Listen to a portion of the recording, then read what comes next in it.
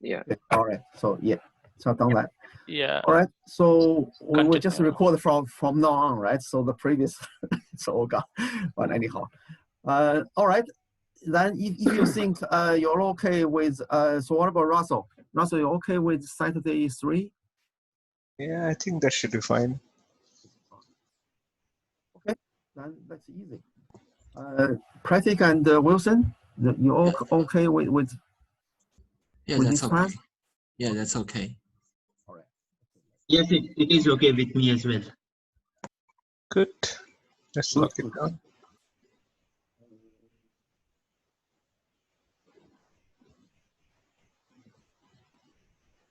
Meeting time. So this is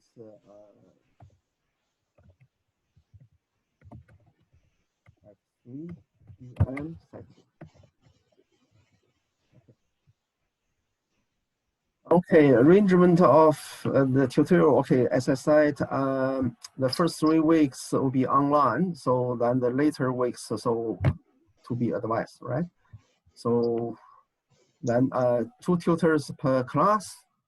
Okay, so if you look at that, you know, the shared folder, sorry, the shared spreadsheet, you can have a look at your allocation.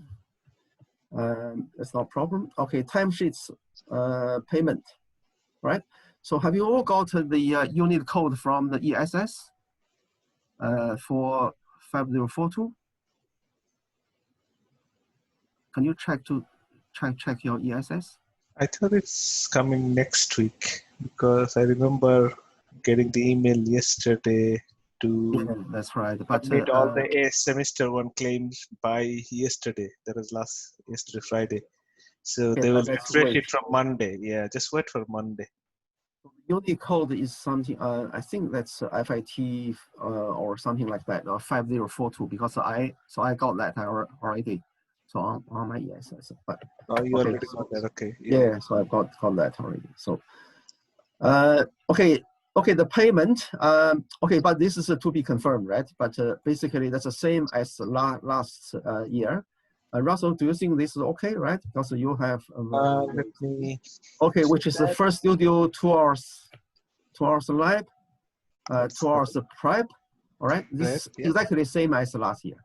Okay. 1 hour meeting, 1 hour meeting and 1 hour consultation from week 3. Correct. Okay, for example, if you have 2 labs, okay, then you first 2 hours for the first one and 2 hours for prep, okay, preparation. And you have another lab, and then you have another 2 hours lab, you can claim, right? 2 hours preparation. Okay, but the third one, so you will have 2 hours lab without preparation from the third one. I think we had is it the same one? I need to dig in. So this part I'm not sure, the second one, because in the faculty guideline you don't claim separately for separate labs preparation. So we had 2 hours preparation, and plus we did, I can't remember, was it 1 hour or 2 hours? But the last year, this is exactly the same as last year. I don't know. So for second studios, we don't get paid for preparations. We get, however, paid for consultation, and we do get paid for consultation for third studio. This one is okay. So the first line is okay. It's the second one. We need to check this one. This is a question mark. So this one, alternatively, we claimed this as a different naming. So we had like a technical preparation. So not only the general preparation for the delivery, but it was an addition an hour or two technical preparation or something like that. Was it included in the first one or second one? We need to confirm that one. Karan, yeah, so okay, this is why I said that, because I haven't confirmed it. Yeah, that's right. So this is why I said, okay. Let me see if I can dig in some. I remember actually on the first meeting last semester, last semester, we mentioned that for units like 5042, like normally there is a tutorial model and the lab model. So we are not following tutorial model for 5042, but a lab model. which means that only first lab will have 2 hours of preparation. I mean, equal to number of contact hours preparation. But there is no preparation for the consequent hours, unlike the tutorial model. I remember that as well. This is a difficult, comparatively complex unit. Maybe 5032 and 5042 are considered complex units. Yeah. So Chris said that for the second studio also, we can have additional 2 hours of preparation. Okay. All right. Okay. Let me confirm this. But okay. Basically, this is a live model, right? This is live model. But I will confirm if for the second studio or second lab. So do we have any no preparation time? Okay. So I'll confirm that. All right.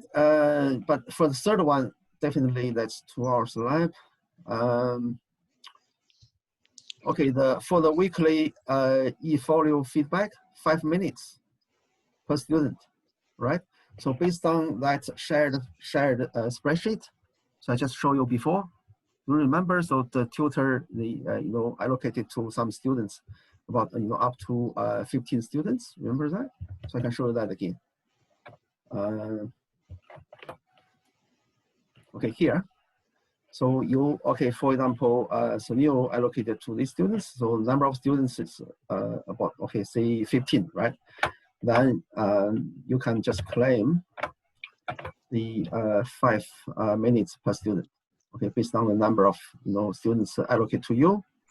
All right, but if this is for first week, right? If second week your student become the number of students becomes 14, then you just based on that number, okay? So the updated number. You understand? Understand? So based on the current week's number of students allocated to you, then just claim 5 minutes per student. And this should be the category of this should be marked, right? Russell, should be marked. Sorry, it should be marked. Yeah. It's a marking claim. The marking claim. I think the code was 2091. You can write it down. And the other ones would be 2088. Yeah. Other activities. Yes. Correct. Other activities. Even the lab is also 2088. Yeah. Okay. And this 5 minutes per student is for these weeks. Just a second. Yeah.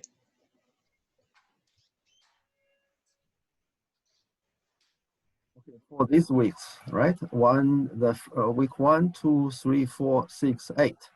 Yeah. That's 5 minutes, right? But for weeks 5, 7, 9, 12, it's 10 minutes because you, on top of this, the weekly task marking, you also, give feedback for the assignment, assignment submission. Okay. So this is why you can claim 10 minutes per student for these weeks, right? So I'll put this meeting notes to the shared folder, so you can have a look at this, right? When you do the claim, so you can just refer to this.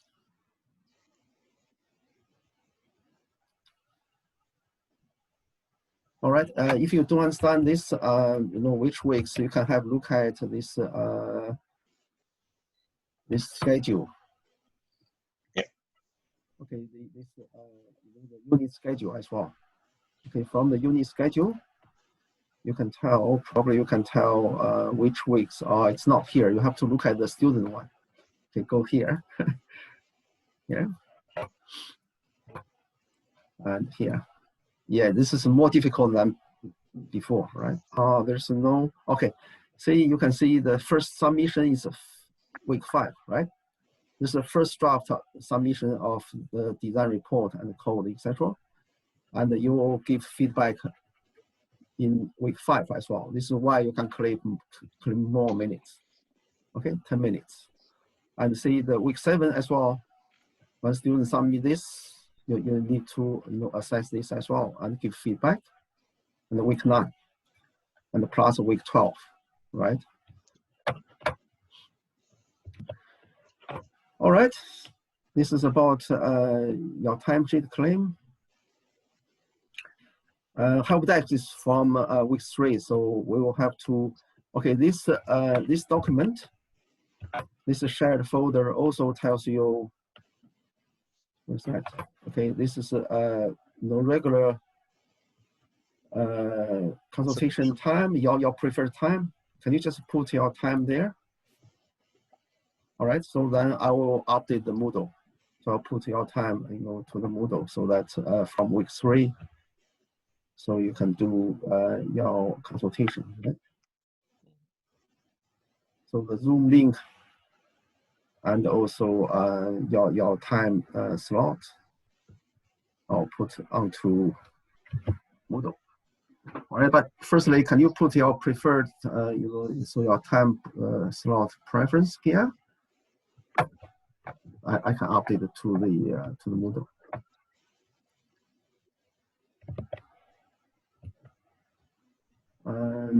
Okay, peer monitoring for the new tutors, and so you can go through this program. Okay, peer monitoring. So I think you should.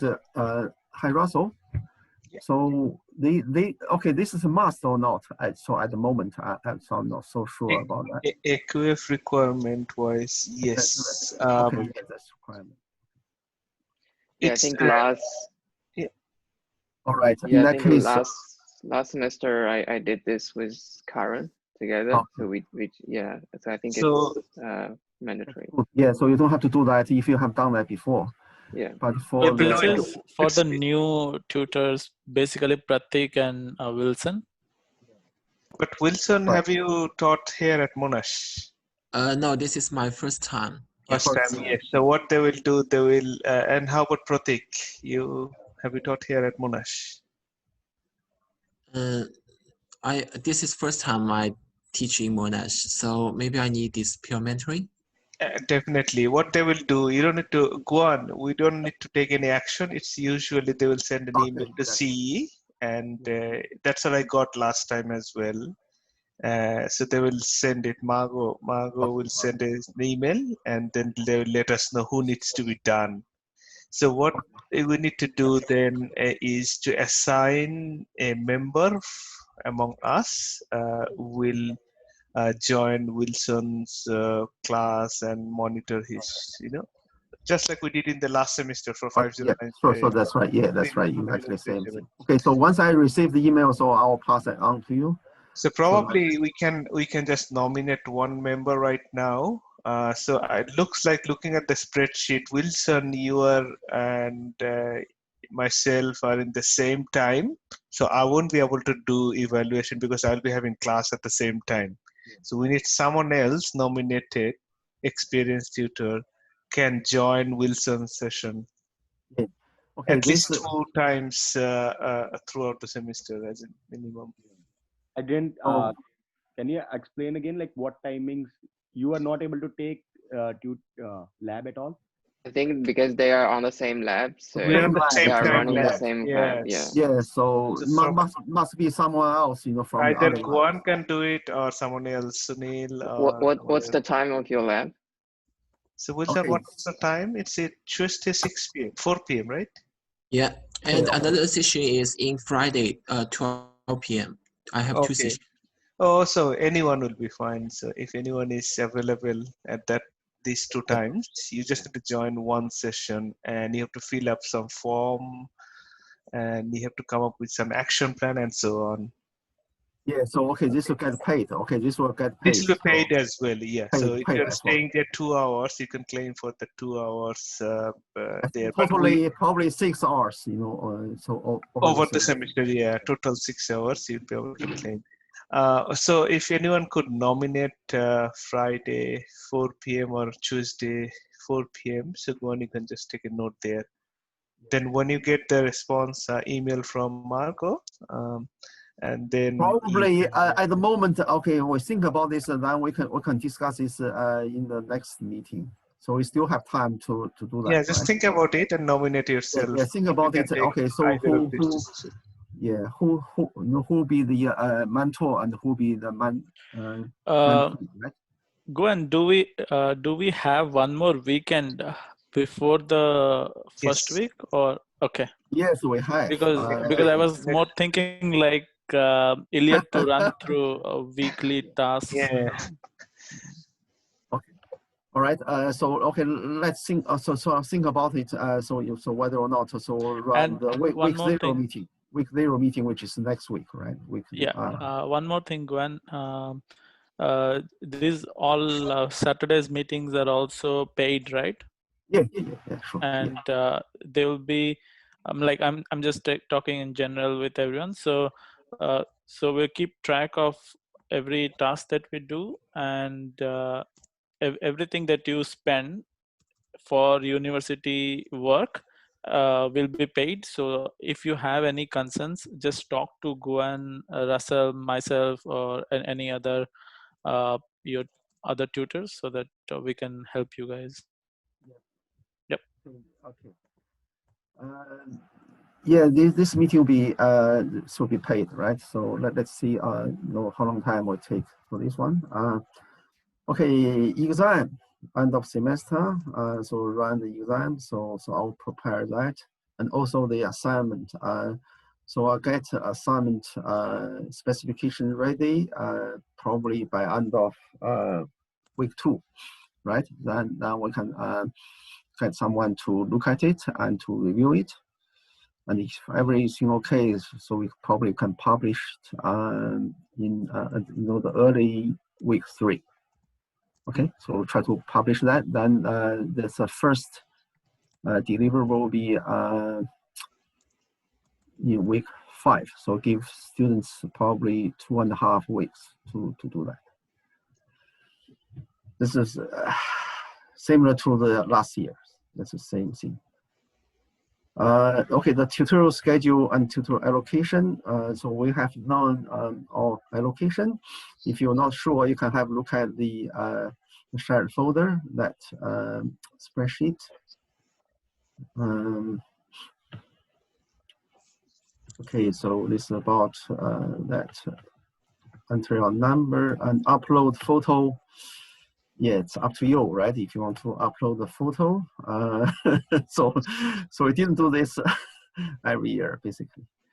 But if you want to upload that, so you can put your photo on Moodle. Extension specification. Sorry, the consideration, special consideration. And okay, don't give extension to student. Okay, don't promise them, because this will be centralized, right? So students need to send their, if they want to apply for the special consideration, they should go to this link, right, to apply there. Guan, I have a question. So for some students who is in China, they may have no access to some websites. So should we consider this situation? No access to the website, you mean this website? They cannot access to this special consideration? I think because in China we have some proxy settings so the Google inside. Yeah, like the Google, YouTube, or other kind of website, they are not not able to connect. Okay, I had a few units last semester, so I haven't seen this situation. So I don't think that there's a big chance or even small chance for the students, because the students can just use the what's it called? I would say they can also use VPN. Yeah, VPN. Yeah, so they can use VPN to get access to any other services. Yeah. Because last semester I'm studying the distributing systems, and the students, they have some difficulty using the API. So it might relate to this unit. It's about the web service. Okay, if in that situation, so they couldn't send email either, right? So if they cannot access, so they can send email. They can send email to to me or to someone else. We'll make sure, because we have, I think later labs, we have the APIs involved, like web services. We will make sure that that's accessible by the Chinese student if there is any remote student. Okay. Yeah. There is a tool we can check whether they can access or not. And we are also running the, I'm involved with that Suzhou campus one. So that means, yeah, we can check it, whether anything is not accessible. We'll make sure it is in universal. I think one lab we do use the web services, and we'll make sure all the links are accessible by all students. Okay. Okay. All right. Let's move on because we run out of time. All right, the tutorial classes, okay, students must attend their own class, right? They cannot, jump on the other class without the tutor's approval.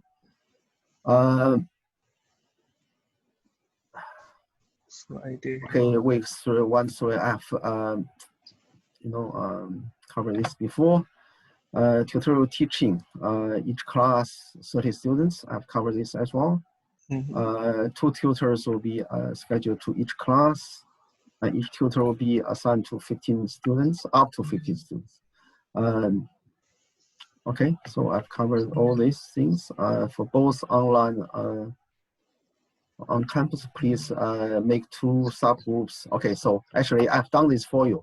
Okay, yeah. But if you have some new students, then you need to discuss with your partner, your partner's tutor, who will take that.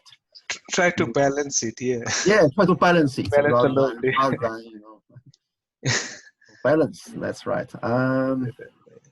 And okay. on-campus one is still uncertain. I think the faculty is going to, even the university is going to review after week 4. But considering Melbourne's situation, it's highly unlikely right at this moment, but it is possible we might be going back to the on-campus.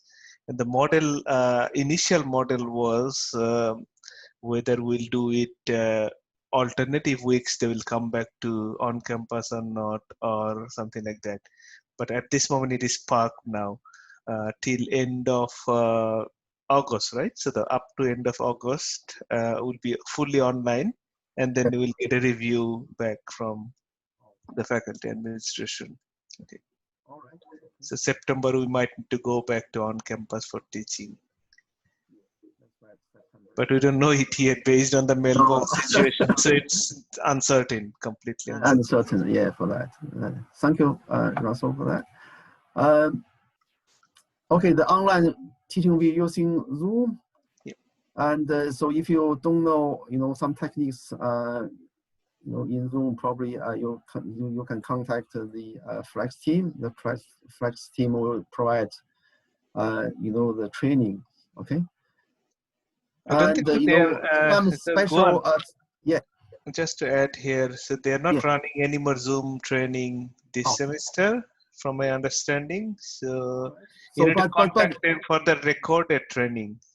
Yeah, but you can contact them if you don't understand something, then they can give you answers, right? Help you as well. Yeah. And also, some techniques like the raise hands, some simple ones, right? So they breakout rooms and chat. Okay, these basic things you should learn. I think that's easy to learn, right? By yourself.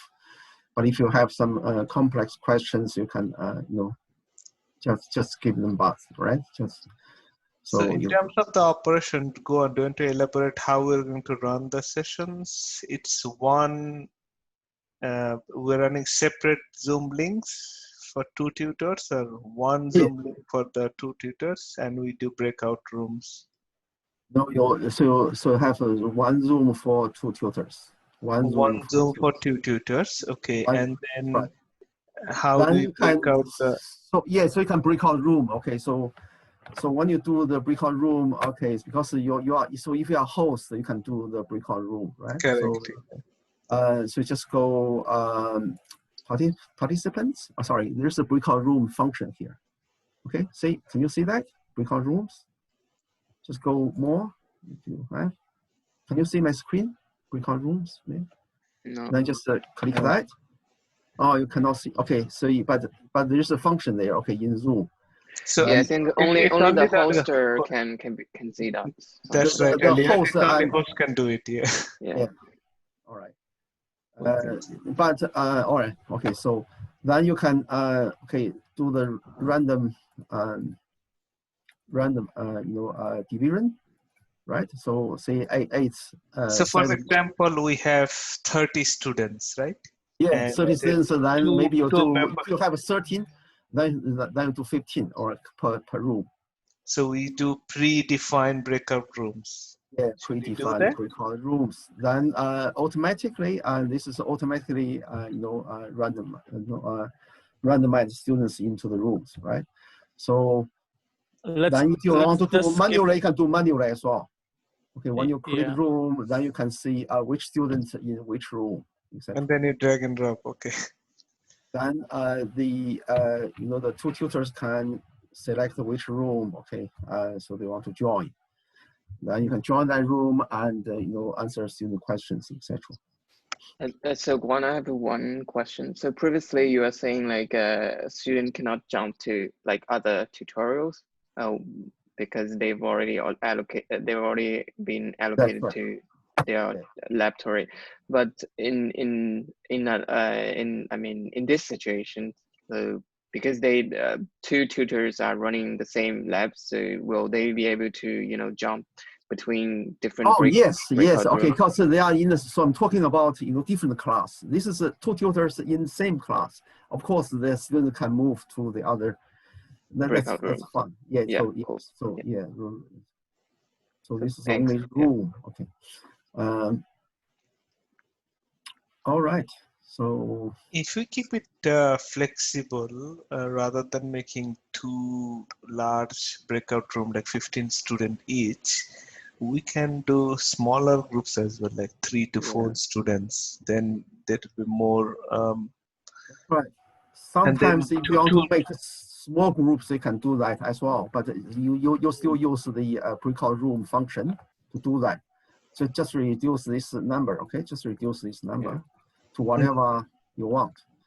Then you can just breakout rooms. And so for 30 students, if you have 5 students per room, then you have 6 rooms, right?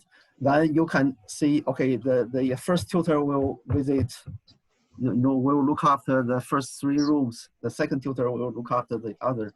So really, something like that, yeah. Yeah, something like that. There is an option in the Zoom settings. You can do predefined breakout rooms because you have already allocated the students.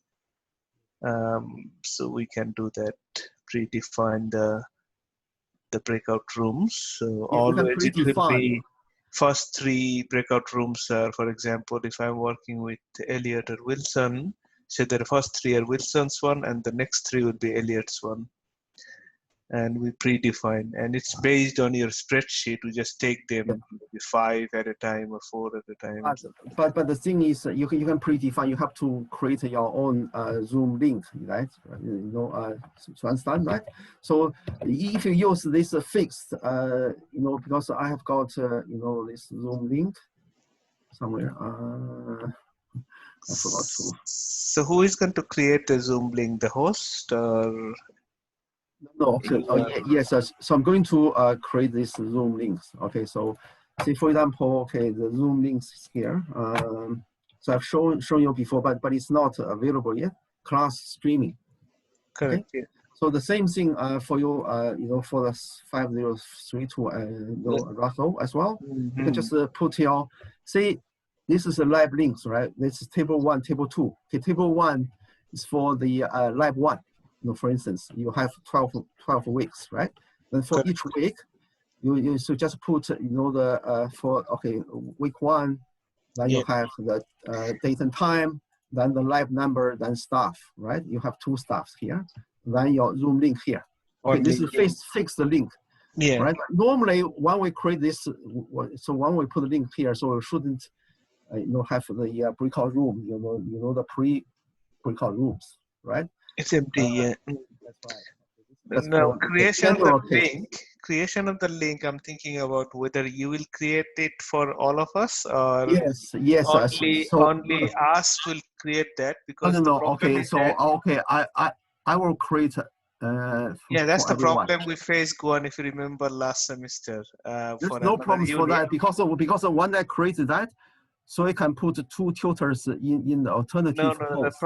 No, that's the problem it creates, because you are the only owner, and it creates a lot of issues in the Zoom, because alternative hosts, sometimes they can't do the shifting and going from one breakout room to another breakout room. So it's one of the hosts should be the owner or creator of that. You understand that? Otherwise, you have to attend all of them every time. Okay, all right. So if I create for someone else, right? So then I think how about each lab has been undertaken by 2 tutors. How about those 2 tutors discuss among themselves, and somebody goes to monas.zoom.us and then create different meeting links, and in that meeting links, basically you have to schedule meetings, and in those meetings you have to keep other person as a co-host. And after you have created those scheduled meetings, share it in an Excel, send it to Gwen. Simple, and Gwen will upload it here. Exactly. All right. Okay. So if you go, if you agree with that, so we can do that. That's not a problem. Okay. So yeah, because I remember we had to change it in week 2 for the other unit. I created all the 10 links, and then there are a lot of issues coming up. And a lot of issues. Decided to do it. Okay, you do it yourself. Whoever is running the session. Yeah. Yeah. But because students, just because students will access it from the Moodle, if we schedule those meetings and send those links to Gwen, it's just ID, you put it there. Gwen can put it there. All right. All right. In that case, and I have a small request here. When we use Zoom for Monas purpose, please use monas.zoom.us, because you have a lot of extra features. You can record, you can do pen after sharing and all those things.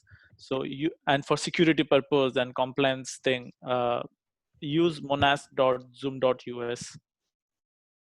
Yeah, that's the Monas Zoom. So okay, so if I open new one, so if you just go Monas, okay, .zoom.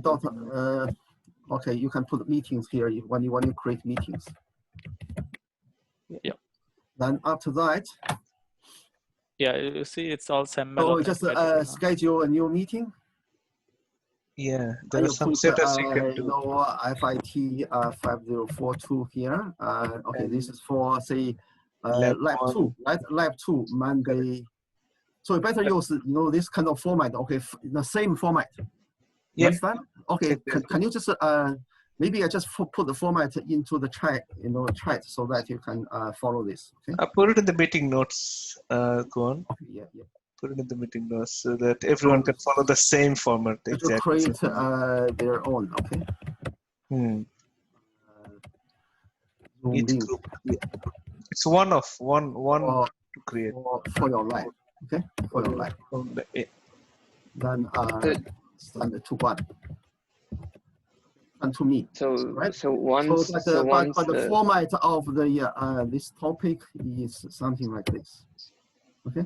Correct.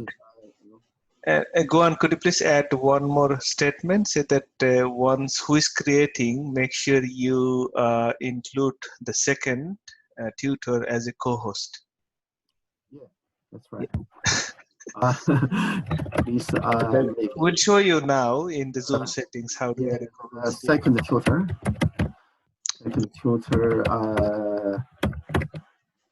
It's the alternative host. Yeah. I think it is. Yeah. Alternative host. So okay. that's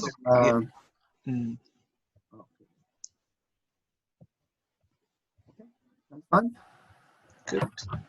Good.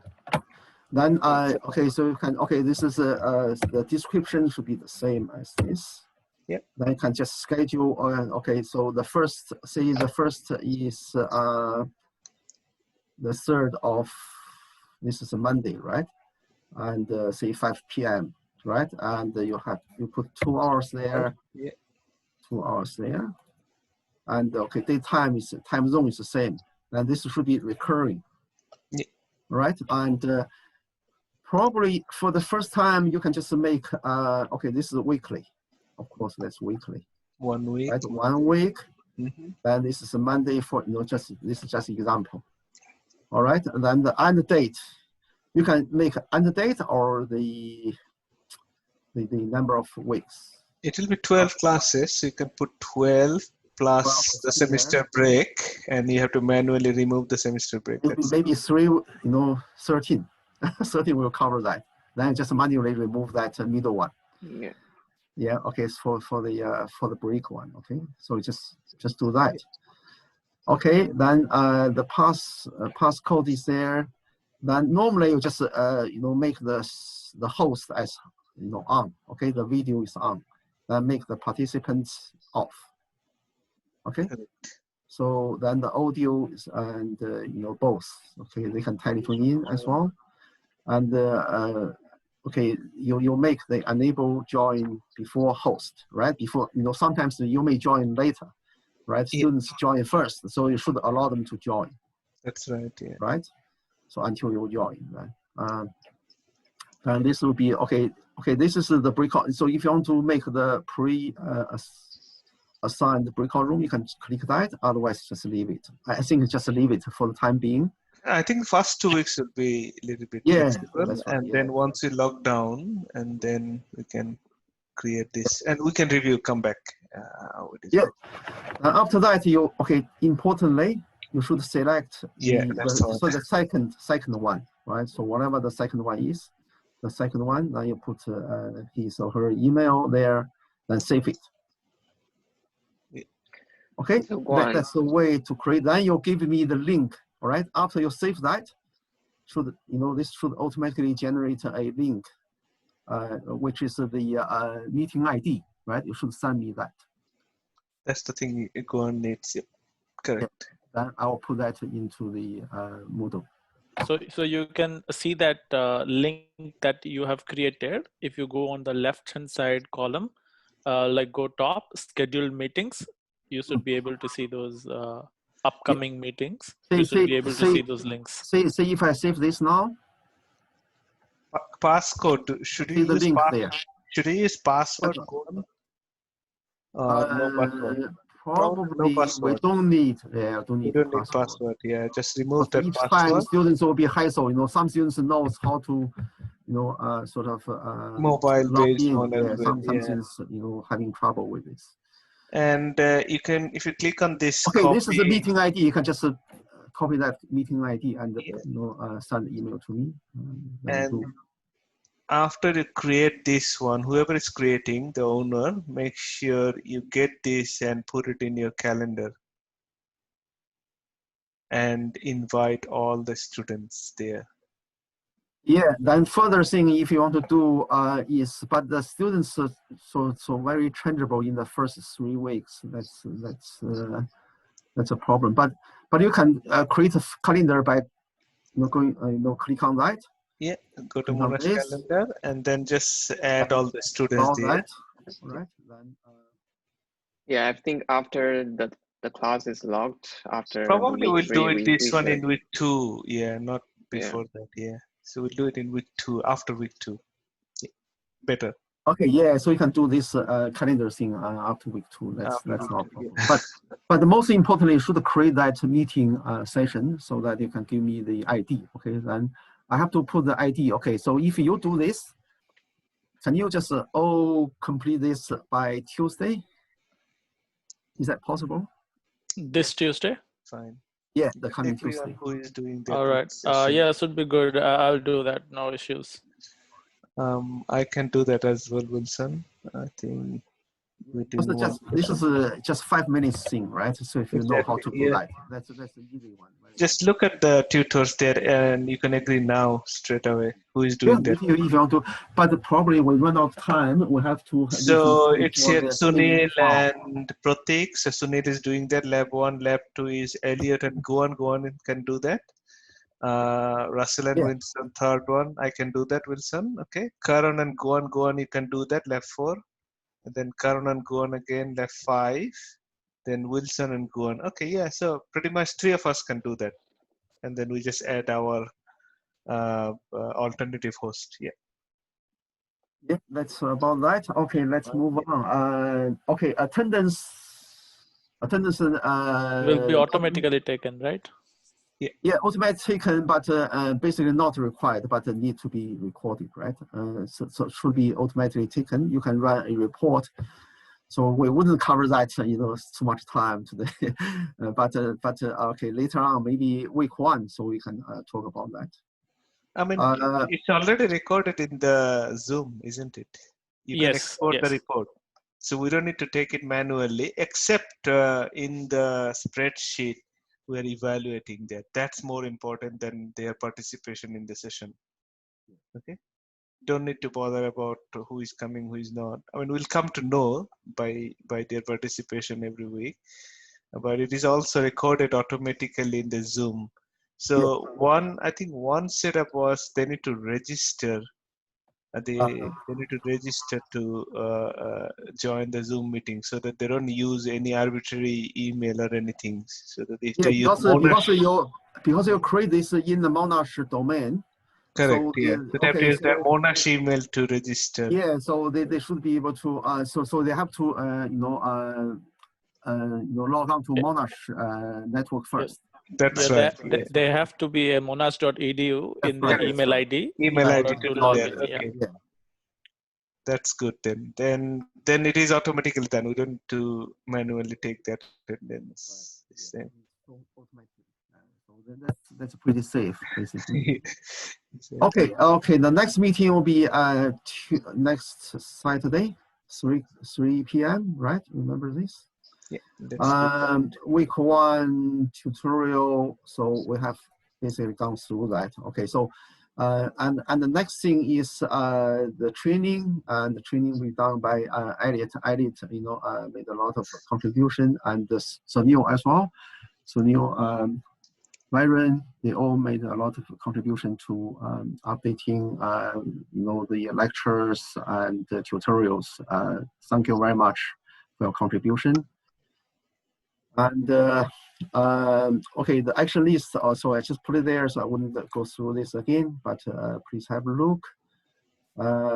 Okay, basically this unit has, the IDE has been changed because what? Because firstly, the NetBeans is not popular anymore.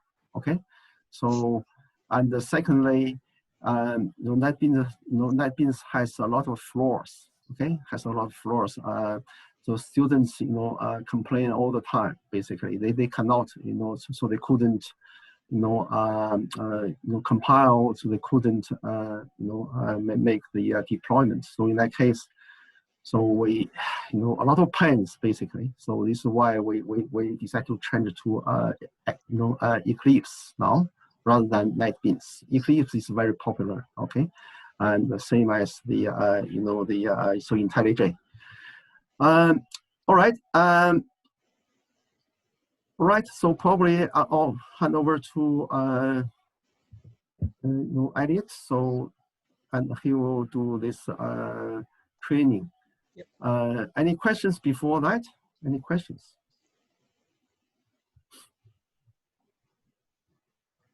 All right. If you don't have any questions, Elliot can do the training now.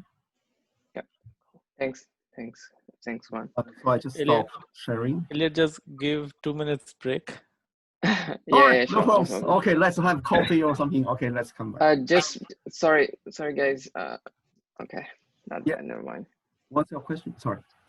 I was thinking Sunil is leaving. That's fine. I was just thinking during the break, if you have time, if you haven't downloaded those things, please download. I will just send the link on the chat. So these are all the required things that you need to download and install in your machine. So just during the break, please download these beforehand. Yeah, thanks. Sorry, send it to private. So Elliot, we need Java 8 and above. Java Sorry. We were using JDK 1.8. Yeah. 1.8. 1.8. Okay.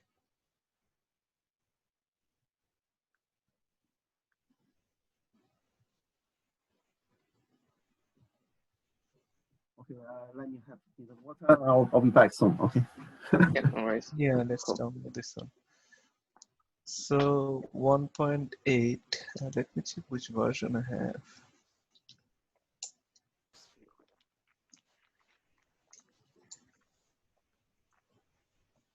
Oh, the default is 10.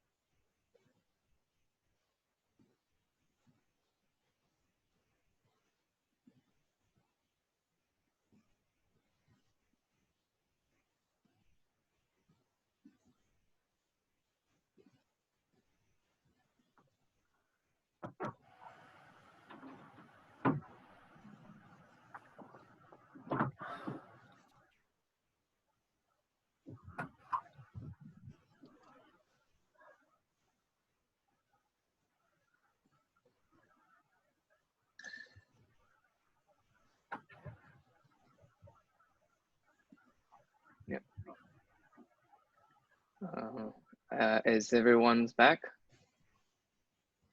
All good from my side. Yeah, I'm back.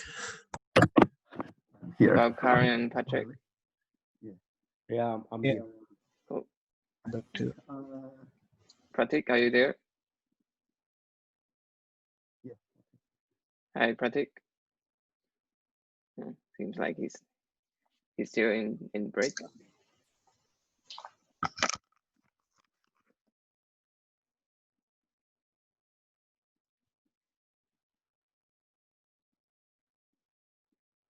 Hi, Pratik.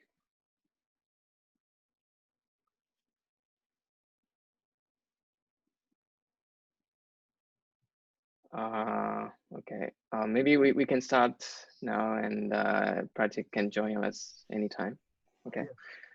So basically, this training I will give you, and as you know, we've already changed the ID from NetBeans to Eclipse.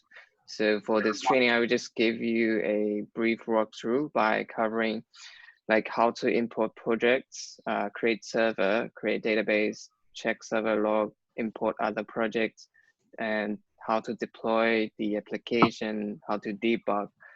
We might not be able to covering all these in this meeting. We might move some parts to the next meeting also. But and also I might not be able to answer all the questions, but we can work this out together. So feel free to jump into any points where you have questions, okay? So I will just share my screen now. Let me know if you can see the screen. Yeah, cool. So basically, if you haven't downloaded these things, please download and install it on your machine. Basically, we need Eclipse 2019-12 version because this version is the most stable one. So in the email I sent it, in the initial email that I sent to you, I was saying like just use the latest version. But when I tried last week, it has some internal bugs in that 2020 I think June version. There is some bugs in that, so it's not able to run all the projects for our tutorial. So I guess it's better to just let's stay on this version. And also we were using Glassfish 5. You can also use Glassfish 4. I tested last week. It's working as well, but let's just keep consistency with the material that we've developed for the tutorial. So let's just use Glassfish 5. And you can find the Glassfish 5 through this link. I've also included I think in the shared drive if you go to week 1. So basically what will be covered in this training are all covering in the tutorial materials. So don't worry if you don't understand, if you can't follow or if you don't understand anything. And we will also be using the JBoss tools for Eclipse. Basically, it's for generating the HTML file, and we will have to install the Glassfish tools by using this link. So basically, this will add the compatibility for Eclipse to create Glassfish server. So this Glassfish server is just the server source code, like the server installation, but this one is for the Eclipse one, for the Glassfish to work with Eclipse.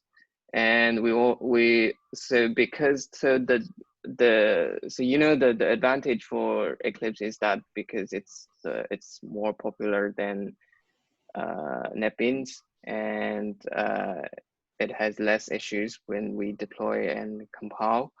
But I think one of the disadvantage comparing to NetBeans is that because for NetBeans there are a lot of internal package inside for NetBeans, but that's not the case for Eclipse.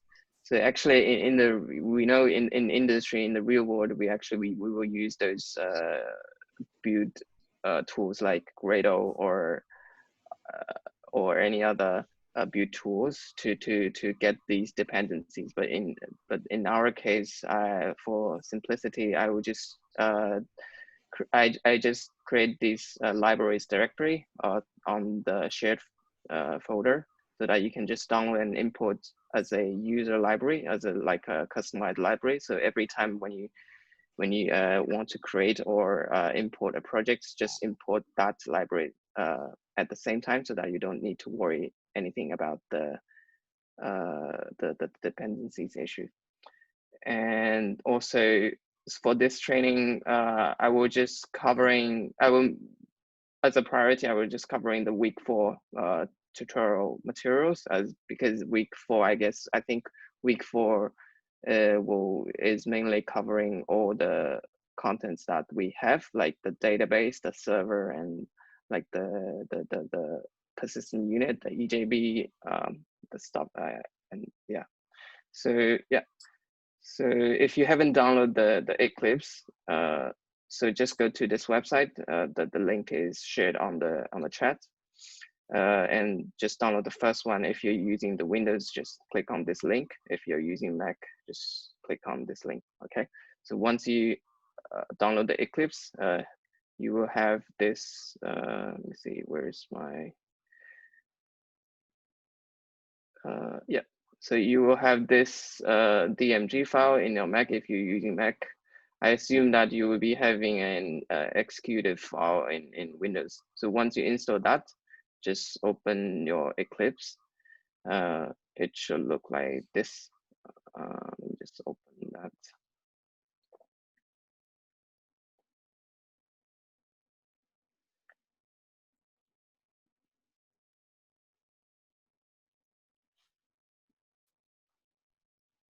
So the first thing when you launch your Eclipse, so please create a new workspace before everything. This is the most important thing that you need to do for the whole semester. Also, when you tell the students it's better for them to have a dedicated folder for this whole semester. So in my case, I just create this training folder as a workspace.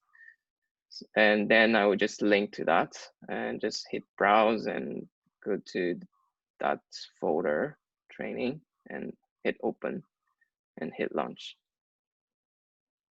So this is because in Eclipse, we have to make sure everything, like all the libraries, the projects, they should be set in the workspace. Otherwise, they will have some mapping issues or some other issues. So once you successfully download and install the Eclipse, you also need to download the Glassfish file. So after you download all these Glassfish libraries and projects, but by the way, these two you will be install and download internally from the Eclipse, not from the website. So I will show you later. So once you download these, like the JE library and the projects, the file, just unzip them, and also the Glassfish, unzip them and put it into the workspace. So I will just unzip my Glassfish 5 and JE library and all these, put it to my training workspace.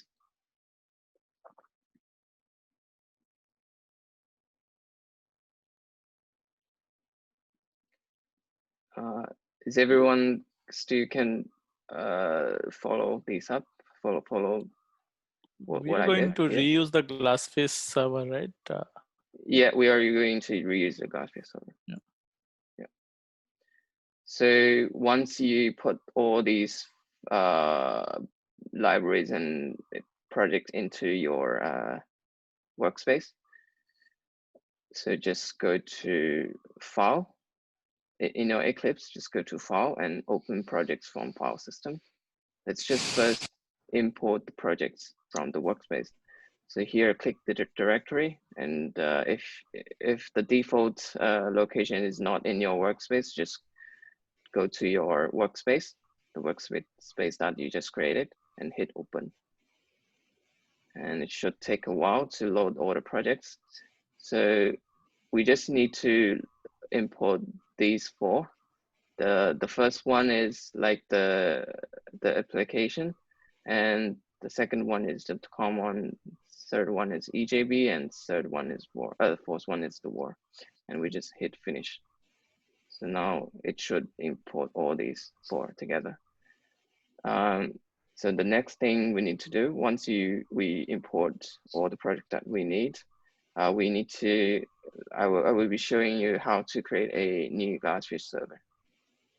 Okay, so if you check, so like the NetBeans, we have the servers tab and data source or database explorer in the bottom layer. So if you haven't have any of these tabs, you can go to the window and show view. You can find them here.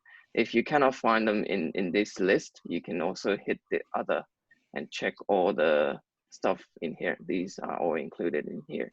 So you can search like servers, so you will find it here, okay? So once you go to that service tab, if your environment is a brand new environment, you should be able to see this link. Otherwise, you can right click on it and new server. And okay, sorry. Before that, sorry, I missed two parts.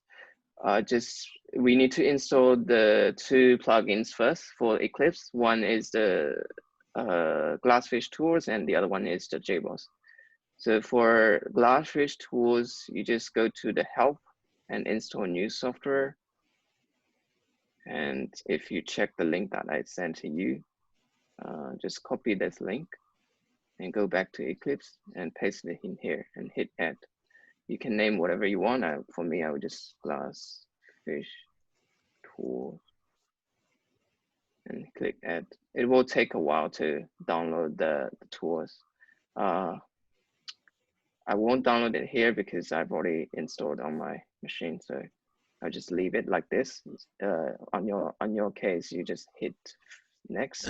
Yeah, Eric, I have one question is, when I download this in Windows system, the first time it shows only download the Glassfish resource. And when I try it again, twice it will download the full version. Is it normal?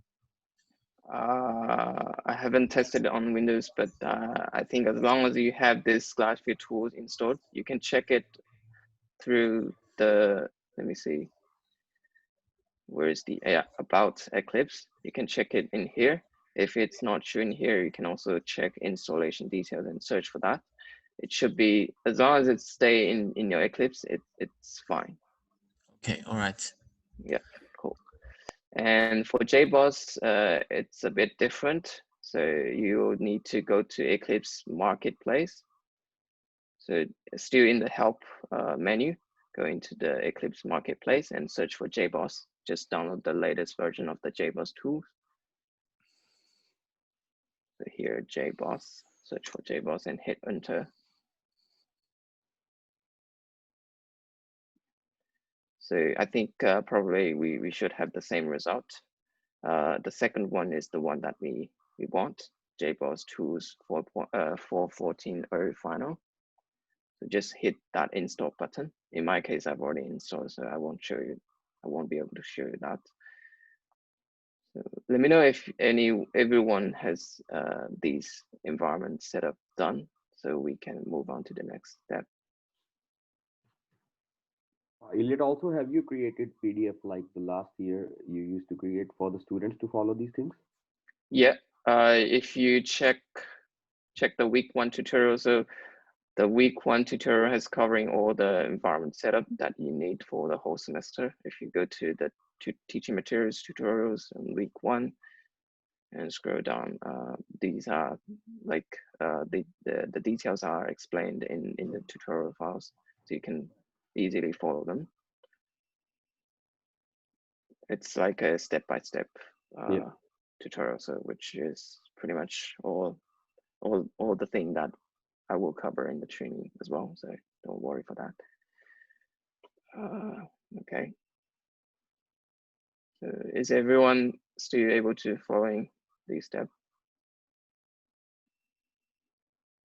Okay, I assume that it's okay. So yeah, I have already downloaded. Yeah, in Windows system.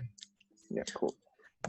So just open the Eclipse and import all these projects, and then go to the service tab, and let's now create a new Glassfish server in Eclipse environment. Okay. So as I said, if you have already like used Eclipse before, you might have several servers in this service tab. Just right click and new server.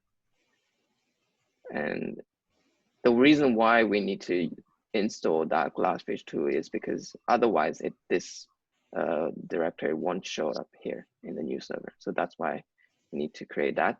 So once we hit that create new server, and we select this Glassfish, we will leave this host name as default, and we can change the server name as you want. For me, I will just change it to training. And so the name here is now empty. It's not pointing to any domain because we haven't declared the location of the Glassfish source. So let's hit that, I don't know, booklets button and go to your Glassfish folder, and it will automatically point it to you. So in that Glassfish file, we should be able to see that default domains. Yeah, so the domain 1 is the default domain there. We can make it to training, G-R-A-N-I-N-G, and put the domain 1 there. The name is not, it doesn't matter for me. I would just keep the default one, because it's letting me know that which domain this server is pointing to. So yeah, I like this kind of way of naming it. And once you once you map in the correct location of the Glassfish, hit next. So here, okay, it seems that it's already had that one, so I'll just remove that. So here, this is kind of like a summary of all the properties that you will have for the new server. So the name will be training and domain 1. Host name, we will keep the default as local host. The domain path, it is pointing to the domain 1, which is the default domain. And we will leave the admin name and password and debug port as default. So the admin name and password is just for the admin console. We don't necessarily need a password for that. Because I think if we set some password for that, we will have some other things to do to be able to deploy and run the application. So let's hit next. So we won't add any projects for now. I just create the server. So once we create the server, let's right click and hit start and see if, okay, it's not mapping it. This is because this is another Eclipse that I'm using, so there might be some internal raw mapping with the domain or something, because I've already run a server on this environment, so they are mapping to the same port or something. So that's why I'm not able to run it from here. So I will just simply show you up here. So currently I'm running this server in this environment. So in your case, you should be able to make it run. So let me know if you can't run the server, and you can share your screen or just send the screenshots about the error message that you have.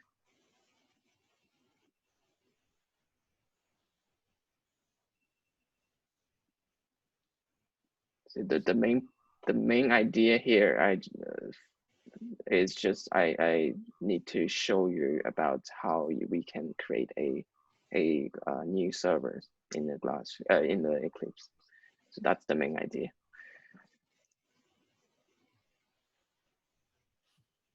Does anyone are not able to connect to the server or have any issues so far? I have no issues. Yeah. Yeah, cool. So let me know if you have any issues. You can feel free to jump into any point. So let's see. So if you are or managed to create the Glassfish server in Eclipse, so let's move on to the next thing. So the next thing we would need to do is create a new user library. So as I mentioned before, like because Eclipse normally we will use those build tools like Gradle to pull those dependencies into our projects rather than manually import them. But in our case, because just we are not trying to introduce a lot of things in one time to students. We are not want the student to be overwhelmed for that. So that's why I just simply create but it is complex when every time you need to find what dependencies that you need and manually input them. So in order to just simplify the process, I just create that JE library for you to make things easier for you guys. So let's go back to Eclipse and hit Eclipse. And I think in Windows, you should go to the window menu. There is a settings or preference or something. So in Mac, I will just go to Eclipse and hit preferences. And let's search user library. So in here, there are two user libraries. One is for Java and one is for JavaScript. We will be just using the Java one.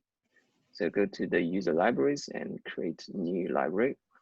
I will just name it training. You can also make it like FIT, suggest students to make it like FIT 5042-2020 or something, like as long as it makes sense.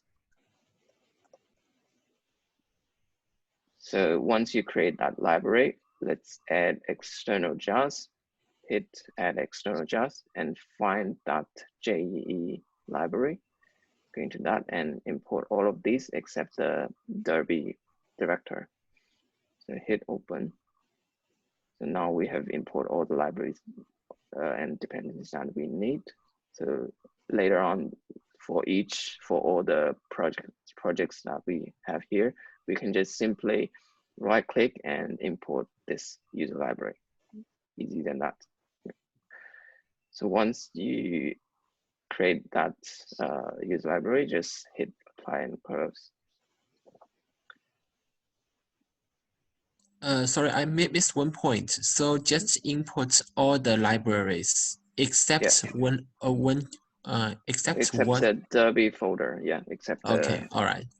It shouldn't include it in either way, as long as even if you hit Control A or Command A, it shouldn't include it.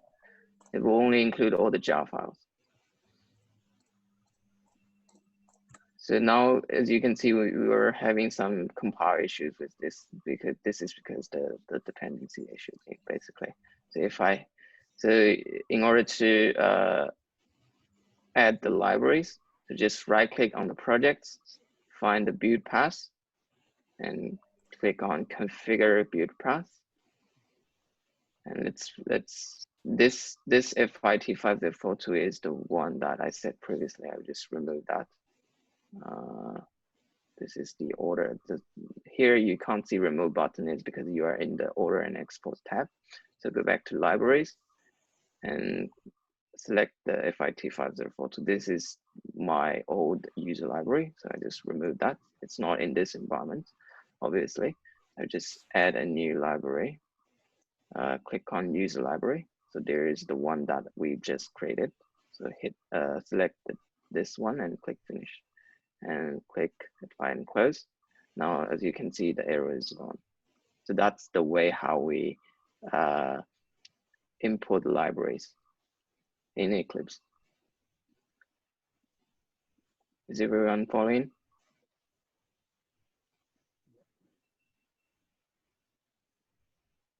Okay, no answer. I guess there's all no good. issues. That's okay. Yeah, cool. Okay. So the next step, we are going to create a new database. So because in week 4, and so that's why I want to make week 4 as a example for this training, because week 4 has covering all the main stuff that we will need. So for the database, it's a bit different comparing to NetBeans. So in NetBeans, the way we did is just go to that database server and create a new scheme. But in Eclipse, we have to create a database server first and manually start it through the script file. I will show you later. And then we can deploy the EJB and create the relative tables to that database. Okay, the way we create a database in Eclipse is go to this data source explorer. If you cannot see this tab in your environment, just go to that window and show view, as I mentioned. You will be able to see data source explorer here. Just select that. Otherwise, you can click on other and search for data source. You should be able to see here. So once you enable this tab, go to this tab and go to the database connections, right click on that and hit new. So the same issue here, I might not be able to make this database running in this environment because I've already have the database running in the other environment. So it's pointing to the same port. That's why I've just do the demo purpose for showing how you can create a database in your environment. So let's select the Derby because we will be using the JDBC, which is basically the Derby database. Let's keep the name as whatever training, or in the real cases, you can name it like FIT5042-2020 and hit next. So here, because this is a brand new environment, so I haven't got any database drivers profile created yet. So let's create a new profile for the database connection. So let's go to this button, new driver definition, and hit on the button. So basically, we will be using the Derby 10.2 version. Please keep consistent with this version because otherwise you might have some other issues. I've tried other versions, so it's better to use this 10.2 version. Yeah, please note, okay, these are all specified in the tutorial. So yeah, so yeah. If you don't worry about it. Tutorial, yeah. Cool. Thanks, Glenn. So just leave the driver name and driver type as default. So once you select this Derby client JDBC driver 10.2 version, go to the next tab, which is jar list. So here it might point into the wrong driver files. So let's just remove it and manually add it just in case. So that's the place where we are using this Derby directory. So let's go to that JE library folder, and in the Derby directory, you will be find a, let me see, I think it's a bin. It's not a bin. Let's see, library. Yes, yeah. In the library folder, you will be able to see this Derby client. So basically, this is the jar, the library file for the Derby. So let's open it. And the next thing you need to do is check the properties. So here, so in my case, I have some issues with displaying this thing. So I just, every time I need to drag to show all the details, make sure these are all the things that you need. For me, like this is, I want to change the database name. So just remind that, so before, previously we also set a name for that database. That is the server name. And this will be the database name. So that's the different names. So here we can name it like training or FIT 5042 and make sure this thing is the same. So you should be able, you should keep the name as the same as here in the URL. And driver class, we leave it as default, and password and user ID, we should keep consistency with the previous, what we have in the NetBeans. So let's keep FIT 5042 like this. So both password and user ID are FIT 5042 in low letters. So once you've done that, click on OK. And then you should be able to see the summary of the properties of this Derby client JDBC driver. The database name is FIT 5042, host is localhost, port number, and username and password. And you can just tick this, keep this create database as ticked. And in my case, I like tick on this save password as well, because in that case, I don't, when I test the connection, I don't need to input the password every time. So let's test the connection here. You can test the connection by clicking on this test connection button. I might not be able to connect to the database because it's already running. There might be, okay. They might be on the different, yeah, because that's running. So in your case, you might not be able to connect to that database. This is because you haven't run that database server. So let's run that database first. Let's go to that JE library and DB Derby bin and find the bin. Go to the bin director and scroll down. There is a start network server. So in Mac, you should run this shell file, but in Windows, you should run this bat file. So there is kind of like a difference, but they are the same thing, just because the system. So just double click on this start network server shell file and run, so that it can run the server for you. So once you bring up the database server, and then you go back to Eclipse and click on this test connection again, it should tells you pin succeeded, which means basically your database is created and running successfully.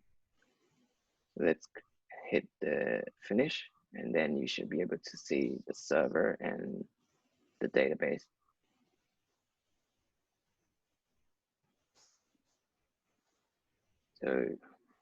So far so good? Yeah. So basically, so it looks like more settings than NetBeans, but once you set up all okay, so yeah, the compiling and the deployment will be stable. Yeah, so it'll be very stable. Yeah. Yeah. Because we are, so for now we are like creating everything from scratch. So that's why there's a bit of things that need to do for the environment setup. So is there any questions so far for whatever we have covered? So for each week is a new server or a new database? For each week, we should create a new database. No, it's not required for create a new database. You can, because in the database you have you can create different schemas. So we only use the database in week 4, I think. Yeah. The week 1, 2, 3. So no. And for assignment, you can either create a new database. I wouldn't recommend to create a new database server, because then you might need to change the port. It's better to just create a new schema for that database in that database and reuse that database. Yeah, it's a better solution for that. Okay, so I assume everyone can follow this database setup. So let's move on to the next step.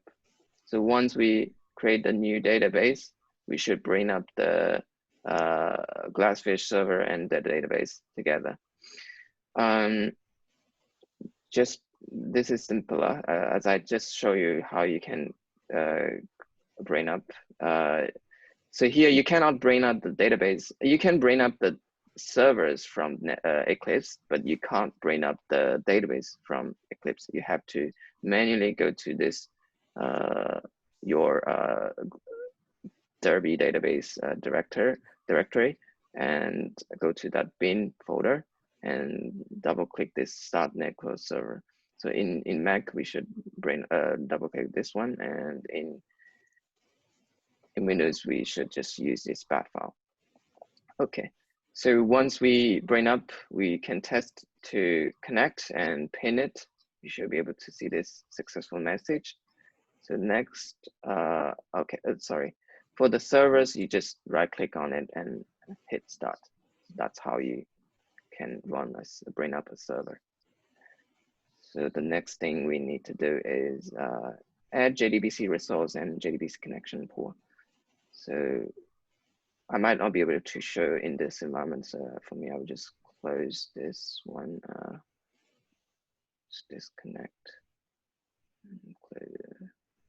So in here, let's go to our server, and once you bring it up, you have to bring it up before you go into the admin console. So once you bring it up, right click on server and go to Glassfish and hit on that view admin console. It will bring the admin console for you. So here, so remember previously in NetBeans, we will be having that Glassfish Excel file to let the Glassfish automatically generate the JDBC and JDBC resource for us. But when I do the development work, I also tried that file, but it's not working for Eclipse. So, and also we were having some issues with that JDBC resource and connection pools in NetBeans as well. So I guess a better solution for this is just let the students to manually create these two together in the main console, which just reduce the issues here. So let's go to the JDBC resource, and for me, I would just, for the demo purpose, I would just remove these two and create a new one. So just delete that. Okay, so first let's go to the JDBC connection pools and hit the new button. And we should keep the pool name as 5T5042 week 4. Select the data source, the SQL data source. And then we will have in that, let me check the document. So the database is covered in week 4. It's only covered in week 4, so you can check the database settings through the week 4 tutorial materials. So yeah, the properties are here.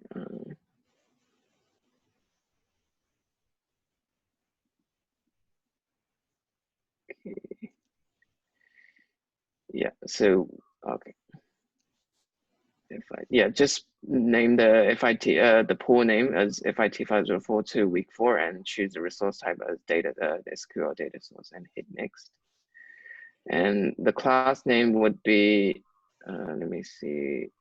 Yeah, the class name would be this one. Basically, this is the database class we are going to use. And then we scroll down to the bottom and add 6 properties, I think. Start. Yeah, 1, 2, 3, 4. Yeah, 6 properties. So these are the six properties that we need. I will just copy and send it to the chat. Where's my chat?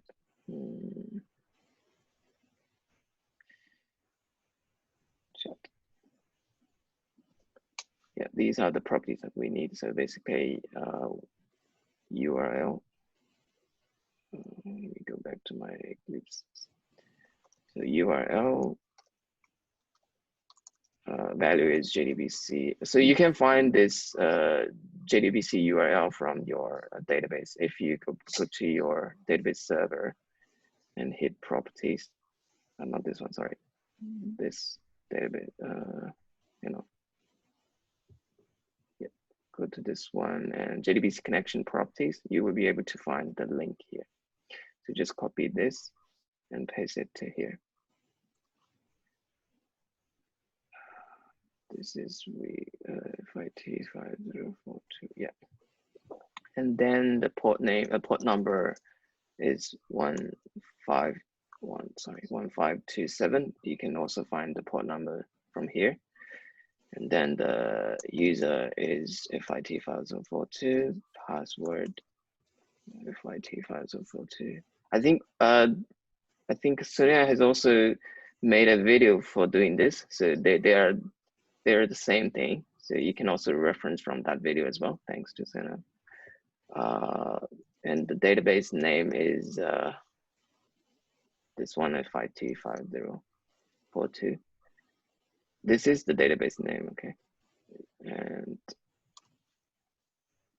server name is localhost. So once you've done that, just click on finish. Oh, I had a capital letter issue with that. Yeah. Okay. And then go to the JDBC resource. Create a new JDBC resource. Here we need to start make the name start with JDBC and slash FIT5042 week 4. And the pool name is FIT50 week 4 and hit on OK. So yeah, so once you've done that, you should be able to see these 2 things listed in each of the categories. Is everyone still following? The property is case sensitive or not? Yes, it is. Yeah, it is. Okay. All right.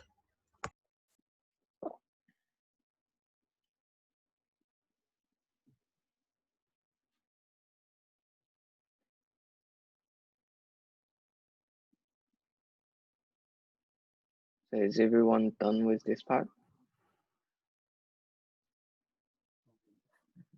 They wouldn't be able to follow. That's right.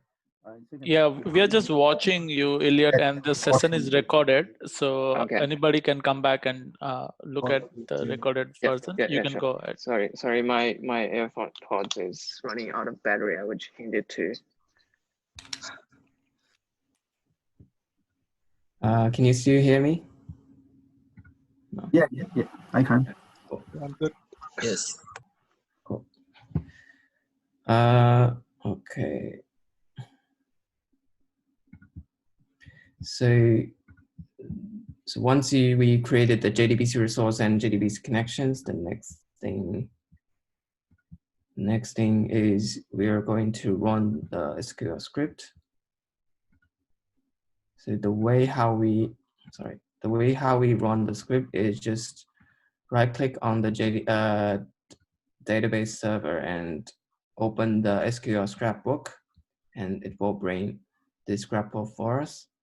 Type is the Derby 10.x, and the name is the server name, which is FIT5042. And database, you might have several databases running on this server. So here, as in my case, I'm just choosing this FIT5042.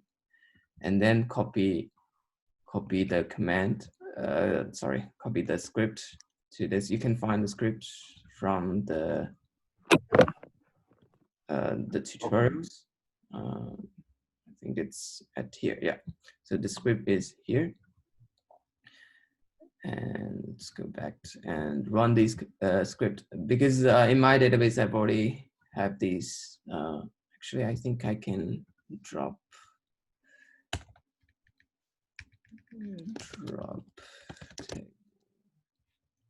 Okay, I won't do that. It's a waste of time. So just run this, just select them all and right click and execute all, or either you can just right click and execute all. And it should show a message here. Let me just try it. Yeah. So it will show the results here. So this is it's showing error because I've already have these data in my database, so I'm not very able to run this script. But yeah. So okay. One thing you need to do before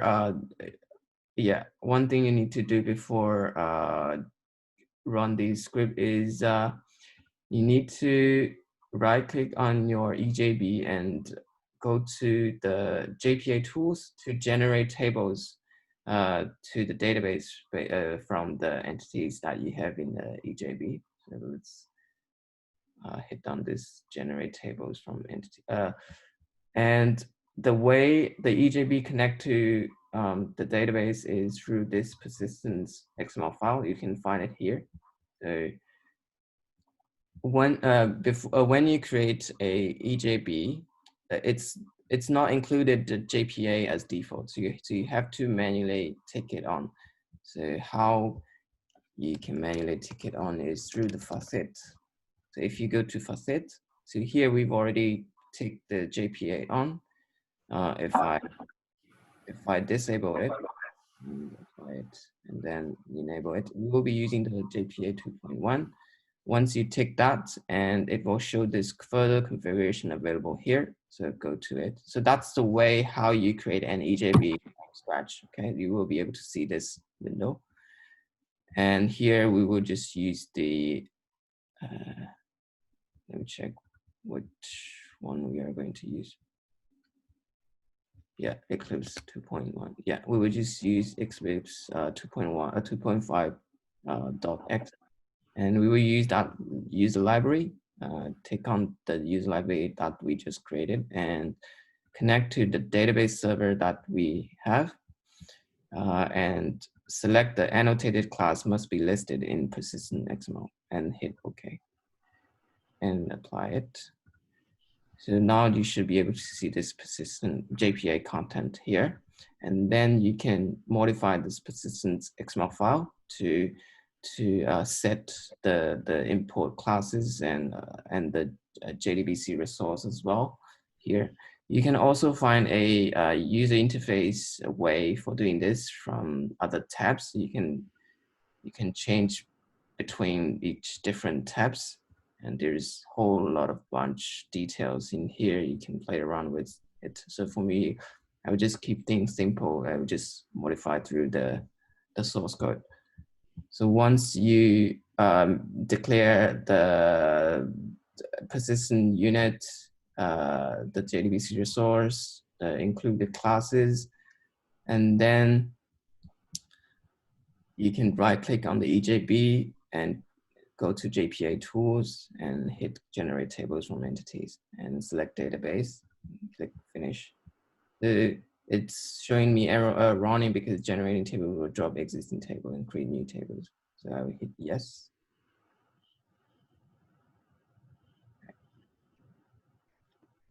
So let's check if the database is created. If I hit refresh. Property, yeah, we got contact person property. So next thing we need to do is go to the script file and execute all these commands. So now it's showing, this is the task by batch. So it's showing no error here, which is good. So now I think we still have some import issues with other projects, I assume. Okay, there's no issues here. Yeah, okay. So once we done that, we just run this Java EE application. So when I create this Java EE application, it's already include the EJB and the WAR file, the WAR projects inside this. So I can simply show you how we can create a Java EE project. So just go to others. I think it's a Java EE project. Java EE project. Yeah. Let's say test. I'll just keep it test. Let's just version. Keep the rest up as default and hit next, and you should be able to see these three. So just include all these three together and hit finish. You should be able to create a new enterprise application on here. So now if I deploy it, first I will just remove the existing one and close whatever is running from here. So if I deploy it to our server, so the way we deploy on the server is just either right click on the projects, run our server, and choose the server that we want to run and hit finish, it will run. Or you can go to the server tab and select the server and hit on add and remove. And it should be showing you which project that is able to add to the deploy on the server. So let's select add test, click finish. So now it's publishing it.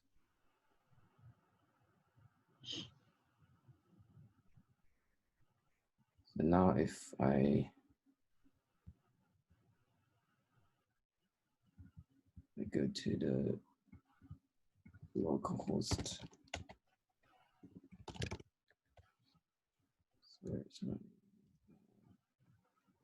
that's test, I guess. Okay, might not work. Let's remove that. Let's just deploy the Week4 execute students.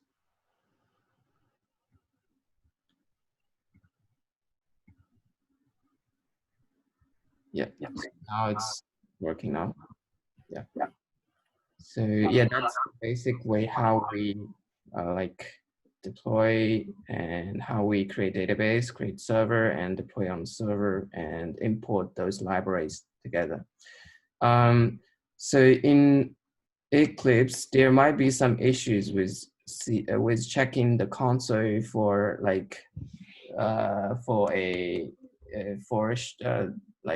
checking the exceptions or errors here. You can, if there is something, so there's something delay here, I'm not sure why. So, but you can check the latest log from here. So if you go to your server domain, so Glassfish, I'm not using this one. Let's go to the environment that I'm using now.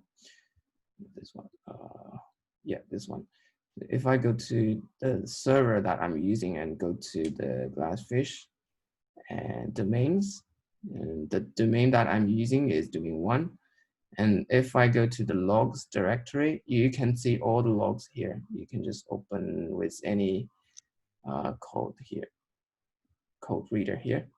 So just scroll down to the last you can see all the message here. To some reason, we're not sure why it's not updating in the console, although it's pointing to that file.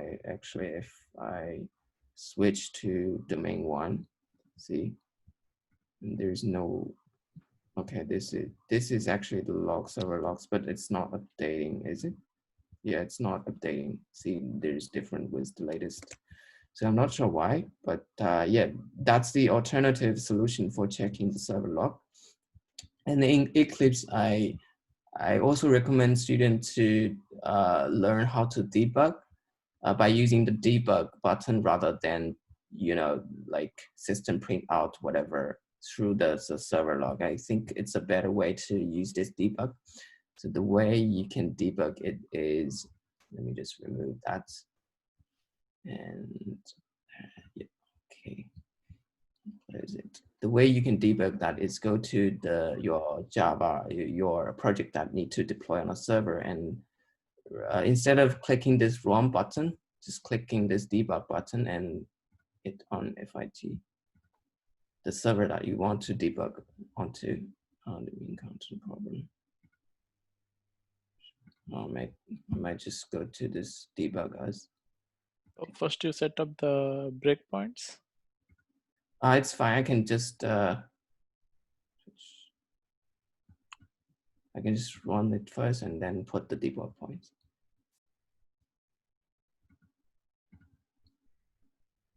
So what's the actual? I forgot the URL for that.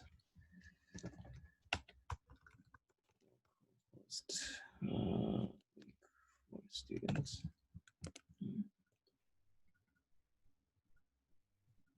And I might need to restart the server. Restart in debug. Yep. So if you want to debug, make sure you restart the server into debug mode.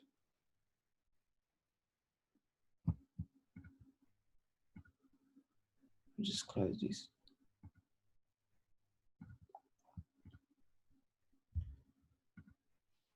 Yeah, started. Cool. Okay, so now the server is in debug mode, and let's debug on server.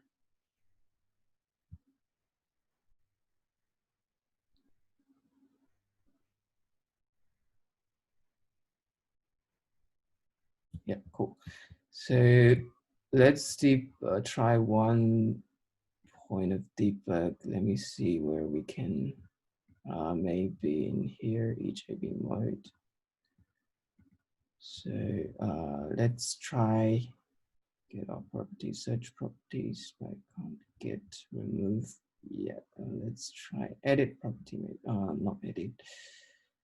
Let's see, view, is there any view search, get maybe this one. Yeah, maybe this one. So just double click on the left side line, and if I hit the view, not this one, it's not involved. Search, yeah. You search by, is that search by what? Yeah, search ID. Okay, let's put, so now it's telling me to switch to debug perspective, and you could see this. So it's now dipping at this line.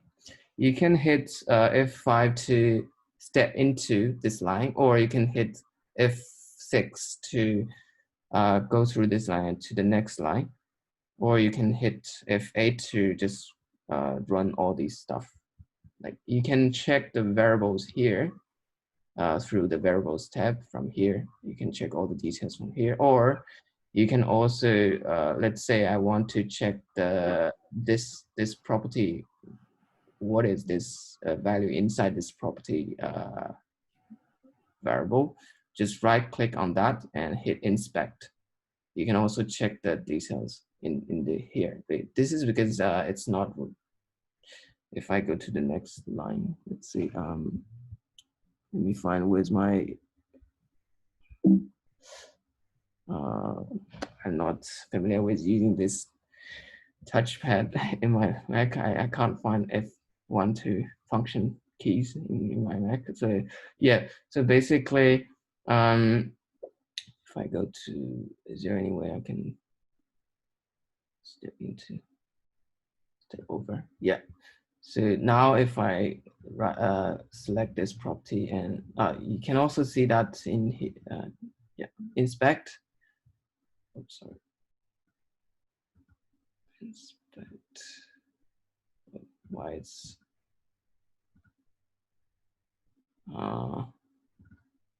yeah, cool.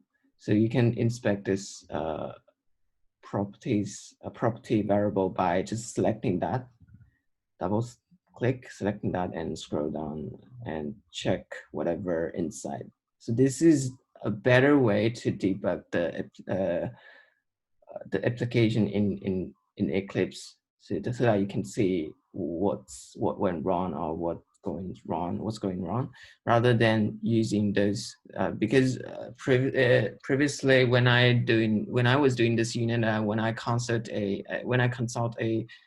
other tutors, one of the tutors is doing, I saw one of the tutors doing like system printout to just add that line to everywhere to try to find the where it went wrong. But I guess this would be a better way to debug in Eclipse, so that you can see what went wrong through these details of the properties, rather than using that system printout, as we have those console update issued for the log, server log.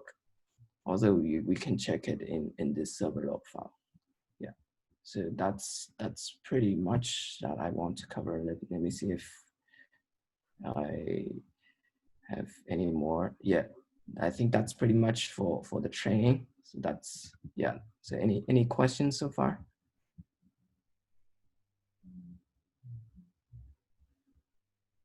So Elliot, for the tutorial materials, students will be creating the project folders from scratch, isn't it? They will be provided the start project. Yeah. Some of the tutorials, have the starter file. Some of them don't. But yeah, so depending on week, which week. I think first week will have starter file.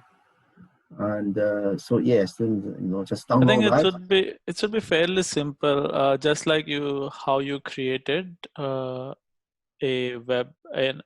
enterprise application.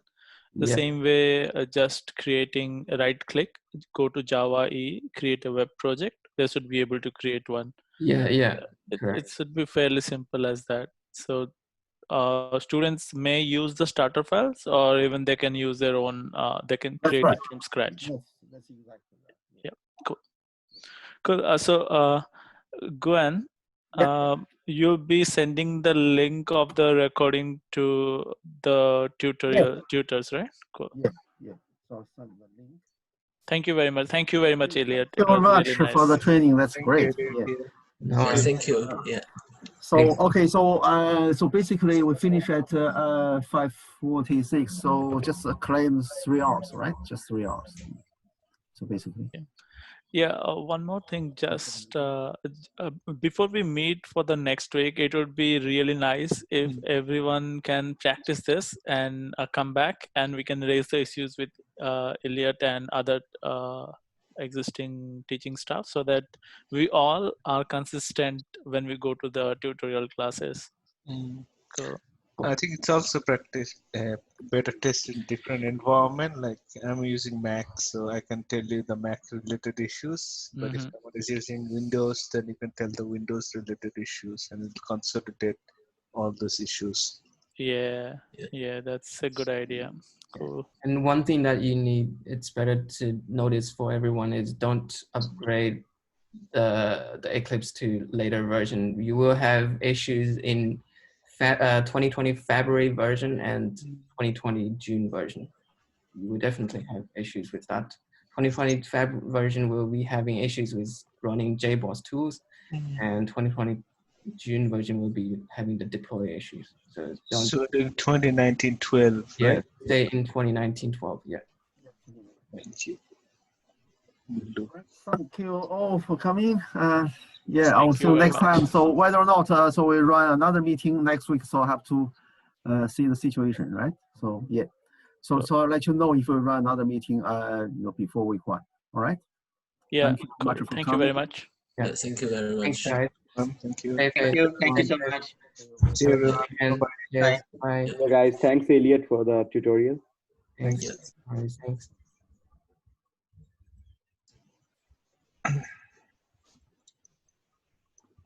Bye, Vasan. See you, Khan. We'll talk to you. Go on quickly with the unit guide. Now I can see the Moodle one, and I found the 5032. So probably I will. Okay. So I don't have access to 5032. Okay, let me No see. problem. I'll fix all this. I haven't added anyone. Oh, that's right. You I need to just add. figured So you it need out. to. Yeah. So you need to enroll, everyone so that Yes, I will do that. A quick thing about the unit handbook thing. Do you want to show me quickly just how did you do that? Okay. So that I don't waste time. Okay, so I show you, okay. Yeah, it's going to show me so what I have to do. See, it says 10 to 15 minutes it will take. No, it's okay, yeah. Okay. So see, so from the, so I just use this as example, this unit as example, right? You can see. You can stop the recording if you want, because that's. Oh, that's right. So I can stop recording. Stop the recording, yeah. It will be exported after we shut down the meeting. Stop recording.